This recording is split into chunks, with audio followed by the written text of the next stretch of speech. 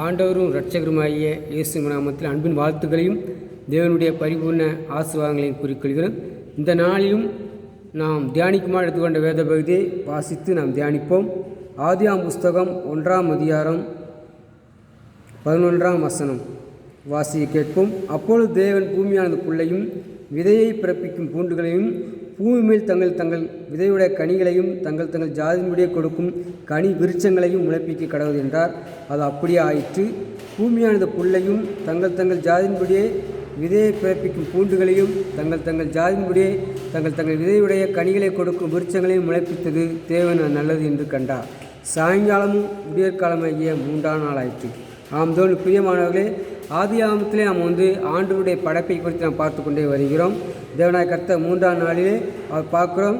அவரின் எல்லாவித புல்லுகளில் இருக்கிற பூண்டுகளையும் எல்லாம் தரையிலே, அதாவது பூமியில் எல்லா விதமான செடி கொடிகளையும் படைத்தவராய் நாம் என்ன செய்கிறோம், காணப்படுகிறோம். ஆம் பிரியமானவரே, ஒவ்வொரு நாளும் ஒவ்வொன்றாக படைத்த ஆண்டவராகிய இயேசு கிறிஸ்து 3ஆம் நாள் உலகில் உள்ள, அதாவது எல்லா செடி கொடி மரங்கள் பழங்கள் எல்லாவற்றையுமே அவர் என்ன செய்கிறார், விதவிதமாக ஜாதியாக பிறப்பிக்க கடவுது முளைப்பிக்க கடவுது என்று அவர் என்ன செய்கிறார், கட்டளை எடுக்கிறவராக என்ன செய்கிறோமோ பார்க்கிறோம். ஆம் பிரியமானவர்களே, வார்த்தை கீழ்ப்படிந்து எல்லாம் முளைக்கிறதா காணப்படுகிறோம். இதேபோல் நம்முடைய வாழ்க்கையிலும் அவருடைய வார்த்தைக்கு கீழ்ப்படிந்து நடக்கும் பொழுது எல்லாவற்றிலும் இந்த உலகத்தையும் இந்த பூமியையும் ஜெயிக்க நம்ம செய்வோம் வல்லவராக இருக்கிறோம். தேவனுடைய வார்த்தை சொல்வது, வானமும் பூமியும் ஒளிந்து போகும், ஆனால் என் வார்த்தைகளோ ஒளிந்து போவதில்லை என்று சொல்கிறார். ஆகையால் அவருடைய வார்த்தை கீழ்ப்படிந்து நாம் நடப்போம். நம் இந்த உலகத்தை ஜெயிக்கிறவர்களாய் மாறுவோம். ஜெபம் செய்வோம். சோத்திரிக்கிற ஆண்டவரே, வாசித்த ஆண்டவரே, சோத்திரிக்கிற ஆண்டவரே, நீங்கள் அந்த சோத்திரிக்க பூமியில் ஆண்டவரே, எல்லா விதமான ஜாதியான ஆண்டவரே, செடி கொடிகளே ஆண்டவரே, நான் முளைப்பித்தது நாங்கள் ஆண்டவரே வாசிக்கிறோம் ஆண்டவரே.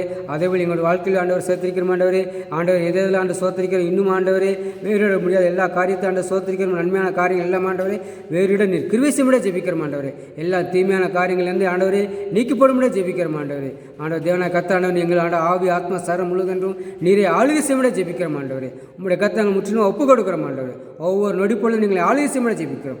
நீர் அப்படி செய்ய தொடர்ந்து நீர் ஆளுகை செய்யும். எல்லா துதிகான மகிமையும் நீர் எடுத்துக்கணும். மீட்பு இரட்சகருமாகிய இயேசு நாம் ஜெபிக்கிறோம். எங்கள் ஜீவன் நல்ல பிதாவே, ஆமென் ஆமென்.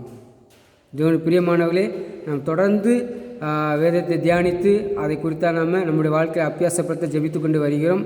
இது உங்களுக்கு ஆசீர்வாதமாக இருந்தால் நீங்கள் எங்களோடு பேசலாம். அதேபோல் உங்களுடைய ஜெப விண்ணப்பங்கள் பிரார்த்தனை விண்ணப்பங்கள் இருந்தால் எங்களோடு பேசலாம். உங்களுக்காக நாங்கள் எப்பொழுதும் ஜெபிக்க ஆயத்தமுள்ளவராக இருப்போம். இந்த ஊழியத்தை தாங்க விரும்பினாலும் நீங்கள் தாங்கலாம். ஆண்டவர் தான் உங்களை ஆசீர்வதித்து நடத்துவார். ஆமென்.